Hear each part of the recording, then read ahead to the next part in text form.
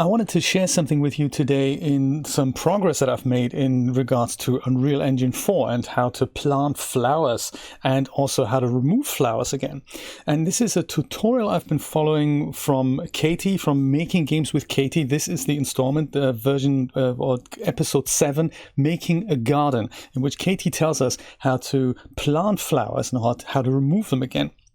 And I've been following that, and I thought, hey, this is great. I'm going to take it a little step further and place all these tips I've learned into the Synty farm set with Unreal Engine. And I've also done the homework assignment. So let me see if I can show you what I've made here. So this is my scene, rather than the homemade vanilla white flower that we've built ourselves. I've used the ones that come with the set, and I have made it so that I can plant a potato, a tomato, and a yellow pepper with my joystick. So I've hooked it up so that I can now go press a button, and here we can plant a tomato plant. That's one of the things that Katie was showing us, how to add a plant, how to spawn a plant literally directly where the player is. So I've amended this a little bit so that I can now not spawn the thing directly underneath me, but spawn it in front of me. And I'll show you how to do that in a moment. Then a second part of the homework assignment is how can you make it so that you spawn multiple types of flowers, like a red one and a green one. So again, I've amended this so that I can now spawn not just a tomato plant, but also a yellow pepper, which is also nice. And I've also hooked it up so I can spawn a potato plant. There we go. So I can now go around and plant myself some yellow peppers, red tomatoes, or white potatoes. And then I can just go and create all that. There we go. So that is one thing I've done. So again, slightly amended. The original tutorial called for something in which something appears directly underneath me, and I thought that wasn't great. So I'll show you how to do that. But then the other homework assignment we're supposed to do is find a way to now remove the plants again. And we've hooked this up for a single flower, but our homework assignment is, can you make it so that with one function, and I'm pressing just the bottom left trigger here of my joystick, of my gamepad, that with one function you can delete any type of flower or any type of plant that you grow. And I've made that happen as well. So I thought that was great progress, and I thought I'd share with you first of all visually how this works, because I'm quite chuffed about that, and then of course technically how did I do this under the hood. So I'm already having great fun just walking around the farm. I just put in tomatoes and peppers and everything here, just in little corners, maybe in front of the workbench. Is that a good idea? I don't know, I can't tell, but I can see there's lots of potential for just a super cute little game this way, in which you can use the various growth stages of these things. So I mean, on one hand, you can go and you can see this. Maybe I shouldn't have walked away that far. You can see that these assets that come with the Synty farm set, they come in various growth stages. So these are the ones that come with the demo, and these are these are the potato ones. Here we have a small potato, here we have a medium potato, and here we have a large potato. So I'm very much looking forward to implementing that, like plant the small stage and then have the player wait a while until this thing grows into medium and large, and only at that point is it harvestable. So I wonder if I can implement that with my limited knowledge of Unreal Engine. We'll see if that works. But hey, so how did I do this? How to do this under the hood? Well, first of all, there's a couple of things to this. So first of all, how do I make it so that the plant doesn't spawn underneath me, but how does it spawn in front of me? And that is actually something that I've learned from another tutorial by, I've forgotten the man's name, but I will link to it in the description. Here's the tutorial the tutorial pawn. This is what Katie showed us, how to remove the arms and how to remove all the cruft that was in there for the first person template.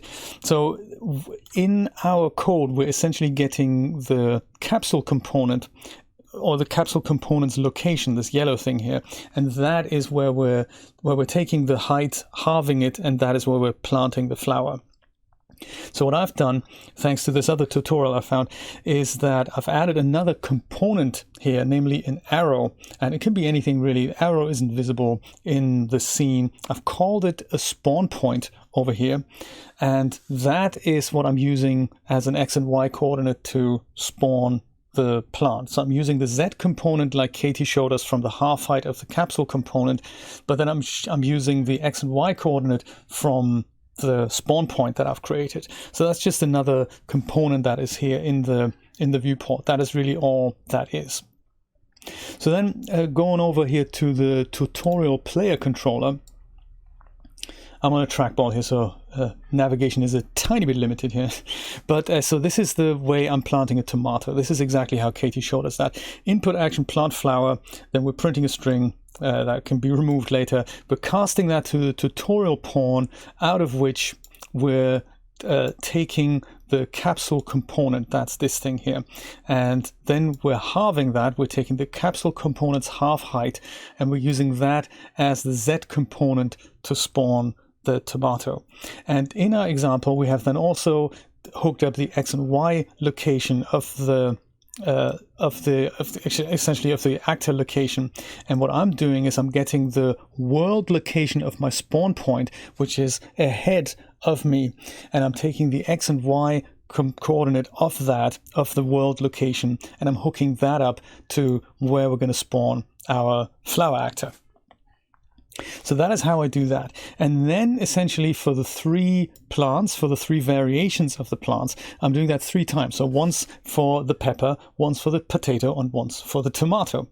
In order to hook that up, I went into Edit Project Settings, and then under Input, that is just like Katie showed us. This is how we can add various other actions to it. So we had plant flower, destroy flower. Those were hooked up already. And then I've just added 2 more. One is plant pepper and one is plant potato. I've hooked them up to buttons on the keyboard as well as the face buttons on the controller. So face buttons, what they mean by that is those are the face buttons. And then you have the face button up, down, left, and right. And that is what, that's what these descriptions mean. So that is that. That's how I've hooked up these 3 options there. Destroy flower we already had in place, so that is, I've hooked that up to the gamepad left trigger as well, and that then goes and destroys things. But how am I doing it so that one function essentially destroys all actors no matter what type they are? How am I doing that? Well, this is the original function, input action destroy flower. Key is pressed, we're printing that message. We're getting a reference to the controller pawn, and we're asking, is our capsule component overlapping with another actor? And if it is, then whoop-de-doo, let's do that. On the original method, we hooked this up so that we're asking for a particular class right here. So I can say, is this a potato, for example? And then it would say, great, if it's a potato, then all the overlapping potato actors will then be destroyed. But what I'm doing is I'm taking basically everything out, and perhaps that's not an intelligent way to do it, but I'm taking everything out, and then I'm saying, hey, what class is this that's in this element? I'm getting the class of that, because remember, when we spawn something, we have a tomato or potato or red or yellow pepper class, but as soon as we put an item of that in the game world, it's not a class anymore, it's then an instance. So I'm saying, this instance, all these instances in this array here, any of them, what is the class of each and every one of them? So I'm looping through each single object that we're overlapping with, and I'm saying, hey, this instance, what's its base class? And then I'm saying, if this base class is the child of either a tomato or a yellow pepper or a potato, then go ahead and destroy the actor. So I'm asking, is this instance we're overlapping with a child of the tomato, the yellow pepper, or the potato? With this OR node, you can add another pin here if you need another one. So the OR node comes up with just 2 pins by default. You just add another one with a third one here. If either of these conditions is true, with this true or false branch node here, then go ahead and destroy the actor. If it's false, then do nothing. So that's why anything that isn't falling into any of these categories doesn't work.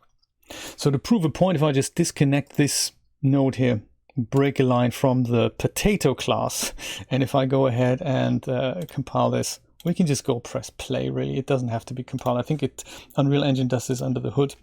If I go ahead and put a tomato, a pepper, and a potato here, I can still destroy the tomato and the pepper, but I can't destroy the potato anymore. So that's kind of, that's how that works.